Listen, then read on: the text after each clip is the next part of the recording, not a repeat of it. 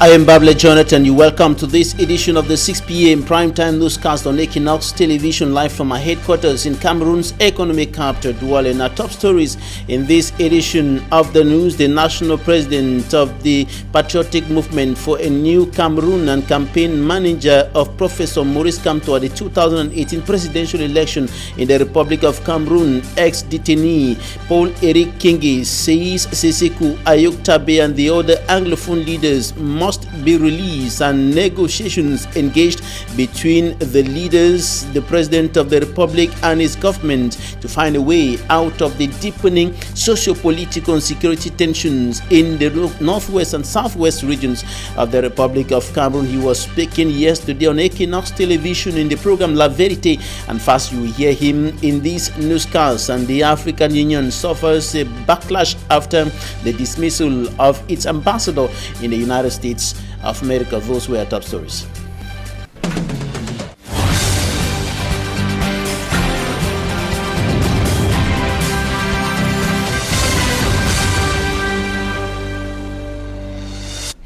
Calls for the liberation of all those arrested and detained in connection to the Anglophone crisis continue rising to the sky. Notably, the Anglophone leaders Sesekou, Ayuk Tabe and the other 9 who were arrested in the Federal Republic of Nigeria and brought back to Cameroon and are being detained and condemned in maximum security prison in the nation's political capital, Yaoundé. And the recent call, the most recent, comes from Paul-Eric Kingi, national president of the Patriotic Movement for a New Cameroon, campaign manager of Professor Maurice Kamto of the Cameroon Renaissance Movement at the 2018 presidential election in Cameroon. He said those leaders must be released, and a negotiation between the leaders, the president of the Republic of Cameroon and his government must be engaged to find a way out of the Anglophone crisis. He also said the only way out is a return to a federal system in Cameroon. Take a listen to him. He was speaking to us yesterday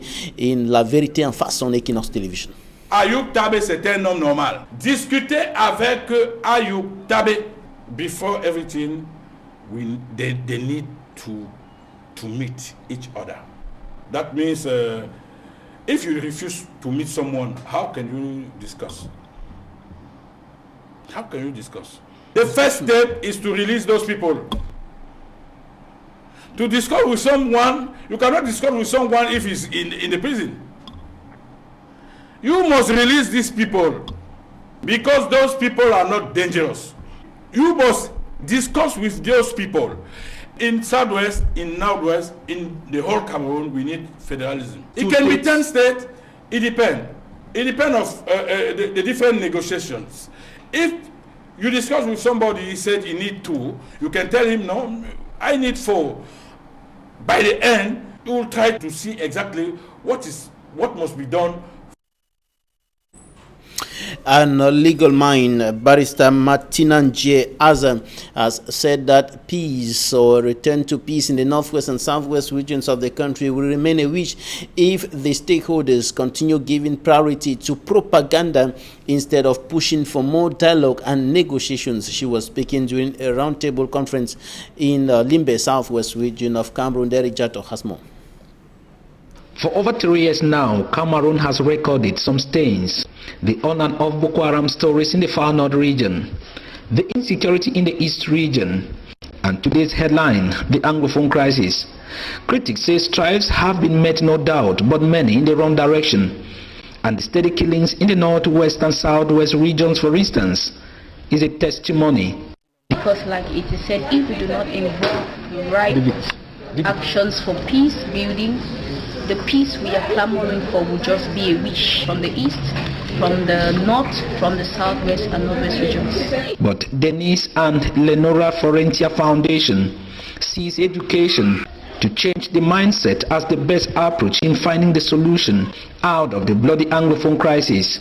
The major contribution today was about education, that many people do what they do because they are not educated. So we were calling on the Cameroon government to educate its citizens, because education is the key to success. Organizing a roundtable conference in Limbe under the theme, Common Sense Solution to Promote Peace in Cameroon, Barrister Martina Aje Aza called for further dialogue and negotiations rather than propaganda in the Northwest and Southwest regions. Some of the proposals ranged from pushing for further dialogue and negotiations instead of actions or activities which would spur propaganda. The foundation after Yaoundé, Douala and now Limbe will be moving in the days ahead to Bamenda, the Northwest regional capital. Coming up, our Southwest correspondent Derek Jato takes us into the sufferings and pains of victims of the Anglophone crisis. He paints the picture of a young man whose hand was chopped off or cut off in the Anglophone crisis. His report. The Anglophone crisis and its impact. It was a Sunday day, around 6:30. I cut my right hand. Yes. So I realized myself that was the next day, will be the 1st October. Motombe Betin Bame says the crisis might one day be solved, but he is condemned to live with a crisis brought by this Anglophone crisis for the rest of his life. The Anglophone crisis caused his hand to be chopped off. He was accused of being an informer to the military, though he refuted this accusation. Since September 30, 2018, the day Motombe Mbame Betin came face to face with terror, a once successful farmer and a petty trader in Bonakanda village, Buya subdivision, is today unable to fend for himself. I'm unable to do things. For example, I have my children, I don't have a wife. But they do farming. In tears, he told EQUINOXE television that the damage made on him is irreparable. But the Center for Rural Action, Sephora, is mending the broken pieces of victims of this Anglophone crisis. This project is to bring life and hope to IDPs, to encourage them to make money rather than be beggars. Ekwa Hansel Etoe, Sephora Chief Executive Officer, in one of their meetings in Buya subdivision, revealed the organization's vision. We are currently working with 130. At the end of the day, the internally displaced people will reintegrate into the community financially, socially, and morally. That is our vision. And also present was Vabek Mark Eric Stenson, an early recovery expert working with the United Nations Development Program. The usual response is that we give food assistance, we give shelter assistance by handouts, we give non-food items and protection services. Ensuring food and nutrition security is a need in this war-hit region, the Southwest region. 3 years after the Zika train accident in the central region of Cameroon, which killed close to 100 persons and left hundreds injured, the accident site has been abandoned in the bush and the wagons also abandoned on the spot. And of course, above all, the Zika district hospital, which took charge of some of the victims, is still in a shadow of its serve. And still talking about that incident, no major development, including construction of the historic monument, has been realized in that part of the country after the accident, despite the promises made by public authorities. Innocent as it has more. 3 years after the Zika train derailment that drew nationwide concern, the accident site is still the same. Neither the wagons have been removed, nor the wheels touched.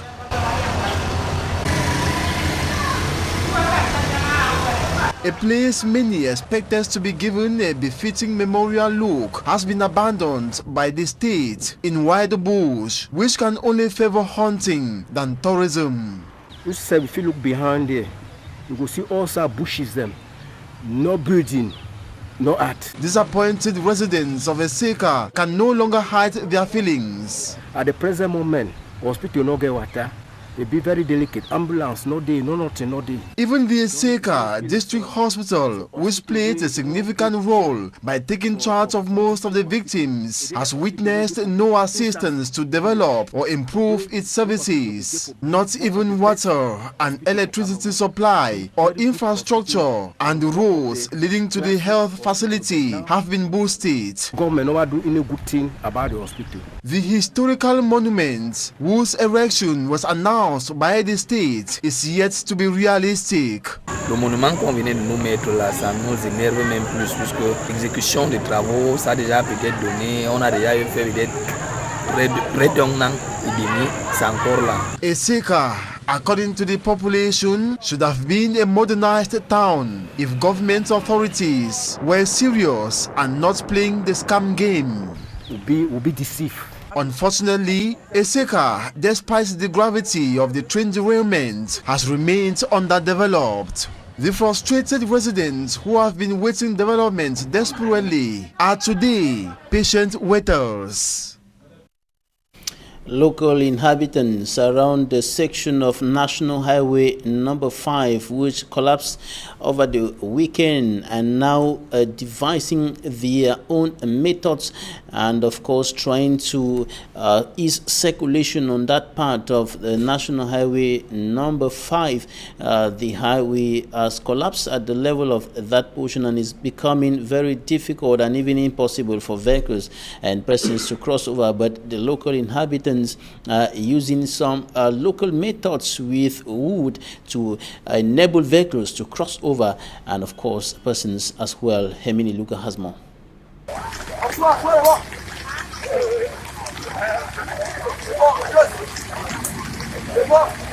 A broken road is what is left of the Bafang-Banjul stretch in the west region of Cameroon. The stretch has long time been in an advanced stage of degradation. With no amends, the stretch breaks into two, leaving road users face the stress as they have taken on other alternatives.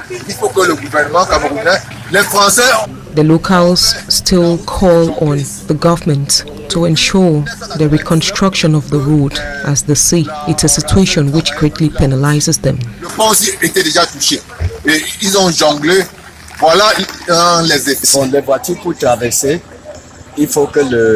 These are locals who are complaining of the state of the road, which leaves them to now take other alternatives. They say they can't ply on this road anymore. The road is broken.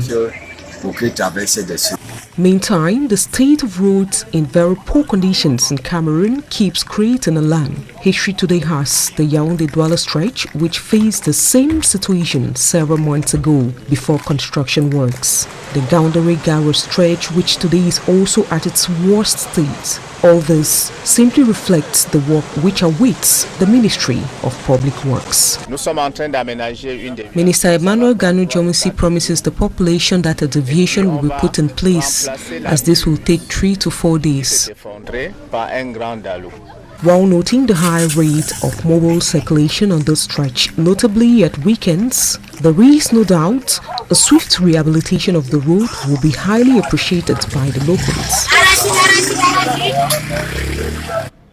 In a similar story, Immaculate Fogwe takes us to Zeka in the central region of the country, where she's going to be looking at the impact of the collapse of a bridge linking two localities, and she reports that the collapse of that bridge has severely affected the movement of persons, vehicles, and business activities. Her report.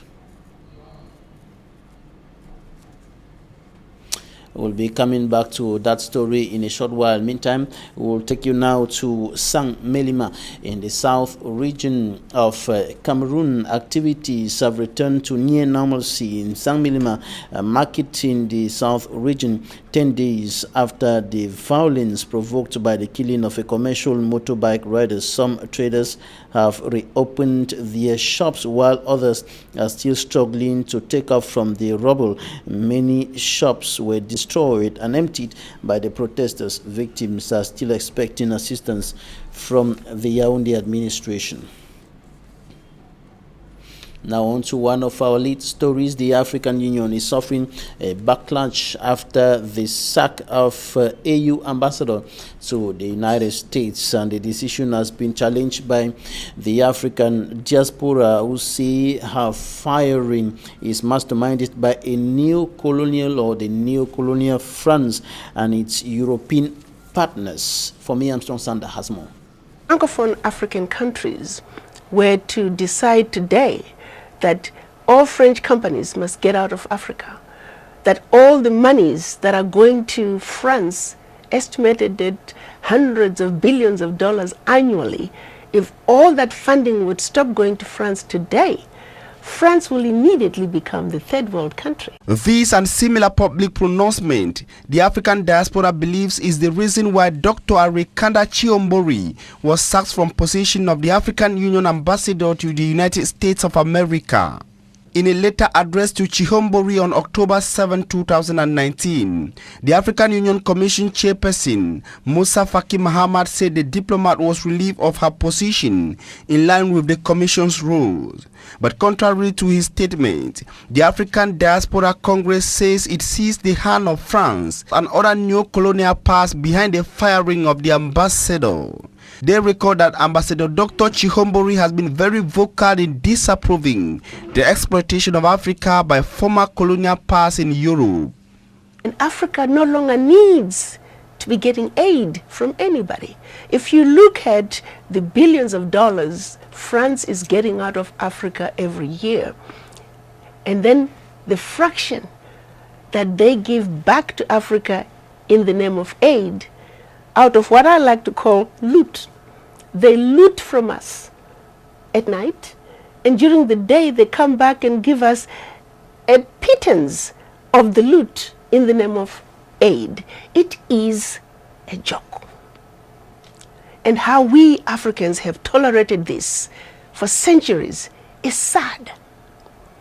The African Diaspora Congress proceeded to launch an online petition, which in less than 3 days got 37,000 signatures demanding the reinstatement of Dr. Ambassador Chihombori. Ghana's former president, Rawlings, in his tweet among those who condemned the decision of the African Union, said the termination of Dr. Chihombori's appointment was coming from French-controlled colonized minds. The African Union Commission, through its spokesperson, Eba Kolondo, on October 15, said the sacking of Dr. Chihombori is a normal diplomatic practice for political appointees, and all claims that it is linked to any pronouncement she made or opinion she may have held during her 3-year tenure is patently untrue. And this is where we draw the curtains on this edition of the 6 p.m. newscast on Equinox Television. Thanks, ladies and gentlemen, for staying with us.